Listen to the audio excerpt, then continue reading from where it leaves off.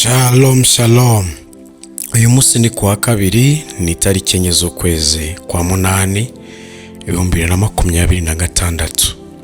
Umugambi w'Imana ku buzima bwawe. Mika 7:7. Ariko njyeweho nzahoza amaso ku Uwiteka, nzategereza Imana impe agakiza, Imana yanjye izanyumvira. Kwezi kwa munani turi muri teme ivuga ngo byo kurabagirane umucyo wawe urakurasiye. Imana ishimwe cyane.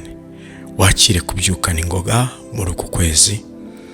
Ushaka kubyuka mu buryo bwinshi butandukanye. Twe tumenyereye kubyuka kuko umuntu aryamye asinziriye, ariko umuntu ashobora kubyuka amaze igihe mu ngeso mbi zimuremereye zimutsikamiye. Ni urugero, umuntu ashaka kubyuka amaze igihe mu bwoba nabwo yaravanga umuntu utizera ntanezeza Imana. Ushaka kuba munsi y'ikirere cy'ubwoba ukaba uryamye usinziriye. Umuntu ashobora kubyuka akuvuye mu bitotsi by'agahinda. Hari igihe umuntu aba asinziriye munsi y'igiti cy'agahinda. Eliya yakiryamyemo aravuga ngo icyamara ibi byose nuko watwara ubugingo bwanjye. Yumvaga birangiye nta yindi shuwa y'ubuzima, ariko hari hakera andi mahirwe yo kongera kunezerwa. Ndavugana n'umuntu umwe cyangwa babiri uyu munsi, babwire ngo haracyari andi mahirwe yandi yo kongera kunezerwa.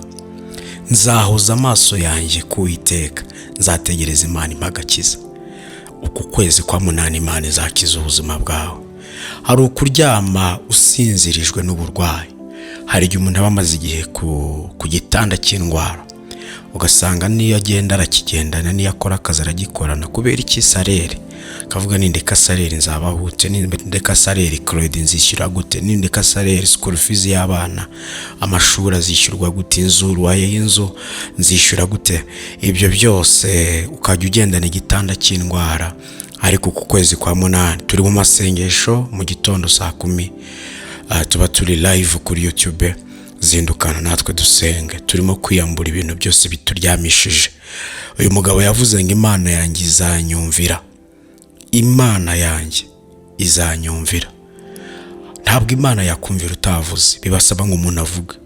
Na Yesaya nubwo agiye mwereka akabona mu ijuru akanumva ibivugwa, ariko yagize igihe nawe cyo kugira icyo asubiza ku byo yumvaga. Hari ibintu tudategereza, ahubwo twebwe dukoraho tugakoresha imbaraga dufite. Niyo mpamvu ijambo ritubwira ngo saba, tegeka, atura. Ni ukuvuga ngo muri twe hari ibisubizo bibyarwa n'ibyo twizera ariko twatuje akanwa kacu. Byukuze dusenge, dutangirana umunsi ubuhamya bushya. Turemo umunsi tuwudekore. Umunsi barawudekora. Mujye mureba ukuntu ahantu hari bubere ubukwe usanga bakoze decoration. Yari ubukwe bunini, ari tenti nini cyane, barara badekora ijoro ryose. Rimwe na rimwe ugasanga ibikoresho bakoresha badekora byagiye bizanwa mu bihe bitandukanye.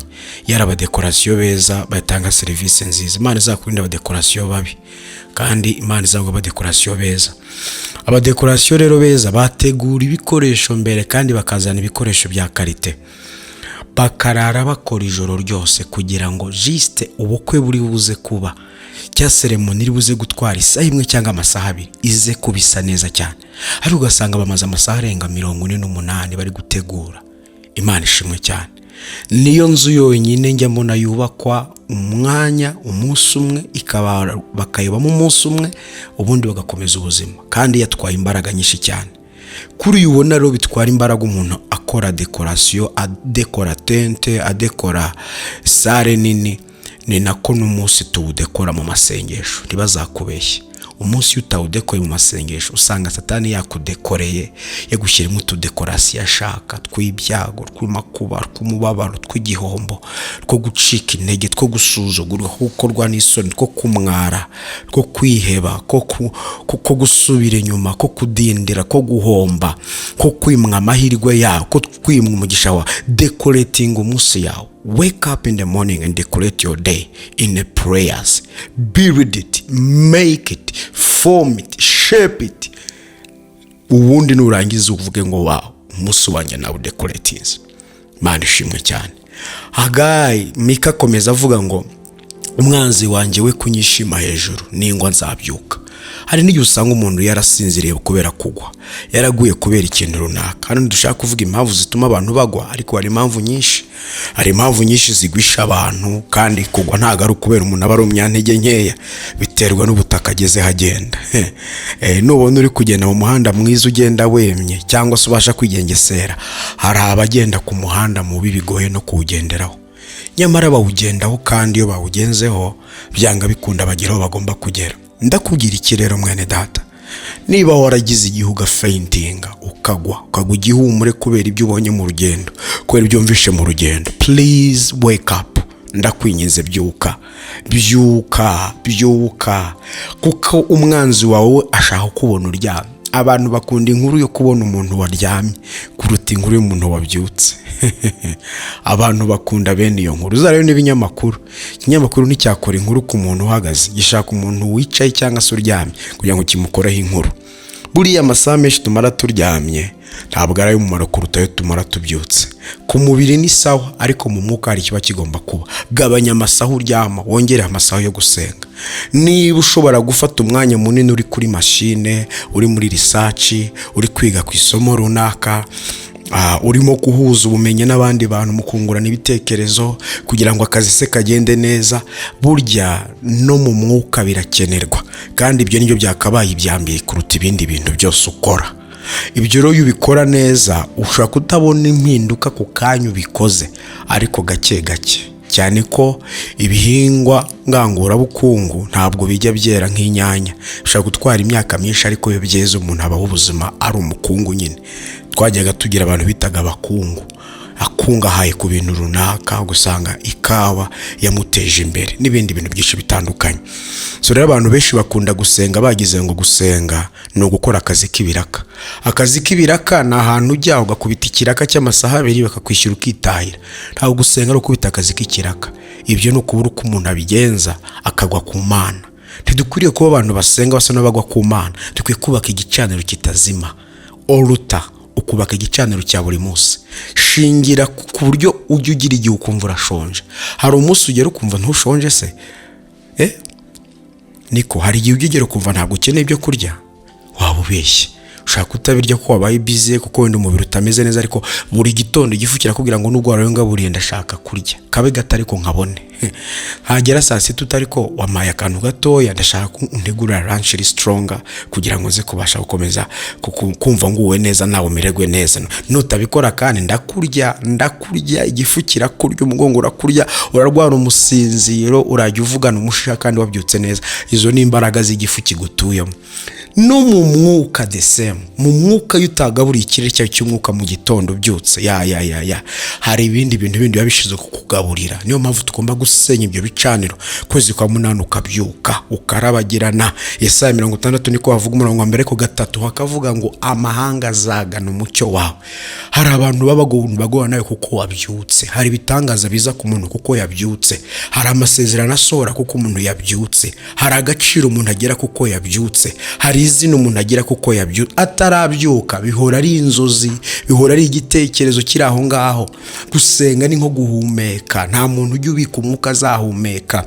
Gusenga ni ubuzima. Noneho iyo ubigize ihame ukavuga ngo nzajya nsengana na bene data, byanditswe biravuga ngo 2 cyangwa 3 nibahuza umutima bagasenga, biba bifite imbaraga nyinshi cyane. Imana ishimwe cyane. Ijambo no mpamvu ryavuze ngo wa mwanzi we kunyishima hejuru. Imana ishimwe cyane ngo azabyuka. Amen. Haleluya. Ninicara mu mwijima, Uwiteka azambera umucyo. Iki ni igihe cy'umucyo w'Imana ku buzima bwawe. Ndagusabira wowe n'abawe bose, nimuhaguruke mu gicucu cy'urupfu, muhaguruke munsi y'igicucu cy'umwijima. Umwijima aho utabona intambuko zawe, utabona aho ujya, ubona wagira ngo imbere nta nzira zihari. Ari yo umuntu ahura n'amabariyeri. Urajya hehe? Urakora iki? Urajya kumara iki? Bariyeri. Hari ibihugu ujya mugasanga bariyeri ziri kuri buri kilometero, hari akabariyeri. Ugasanga bimwe n'ibihugu bitanagira abantu abapolisi beza bagenda bakwaka wamaye akajana, wamaye agasoda, wamaye akaki, wamaye agaki. So hari usanga mu mwuka ari utubariyeri tugenda tukurimita tukujyana ahangaha, jya kwa muganga, fatisha ikizami, hindura imiti, genda ujye kuri iyi ngiyi, banza witabahana bakubonyeho kesi ni. Ibyo ni bariyeri zo mu mwuka umwanzi agenda atega. Ndasenga ngo ntizikabe ku buzima bwawe. Imana ishimwe cyane. Kandi iyi message nimba ikubereye umugisha, hari undi muntu wayisangiza ikamubera umugisha. Niba itakubatse, hari undi muntu uyihaye we yakubaka. Upfa kuba wowe gusa utabyumva, ariko hari undi wabyumva. Gusa ndabizi ko hari ikikoze mu mwuka wawe. Mana, ndagushimiye kubw'uyu munsi wa none waduhaye. Kwezi k'umunani n'ukwezi kw'insinzi, n'ukwezi kw'itangiriro rishya, n'ukwezi ko kuva mu mwijima tukicara mu mucyo. Twe n'abacu n'ibyacu byose natuye ibyiza ku bantu bose bakunda message y'umunsi umugambi w'Imana ku buzima bwabo, abo tubana ku gicaniro cy'ubuhamya mu gitondo saa 10, abo bose bagirirwe neza nawe, intambuko yabo ibikunezeza, kandi binjire mu muryango mugari w'ubuhamya. Ndatura umugisha utagabanyije kubasangiza abantu ubutumwa bwiza, kugira ngo benshi bahindurwe n'ijambo ryawe kandi bakomezwe n'ijambo ryawe. Amahanga yose habe mw'abana bawe, tubona bakwizera bakurikira ijambo ryawe hirya no hino ku isi, kandi ryubaka ubuzima bwawe bageze ku mugambi w'icyo utekereza ku buzima bwawe. Ni mu izina ry'Umwami udukorera byose kandi waducunguye Kristo. Amen.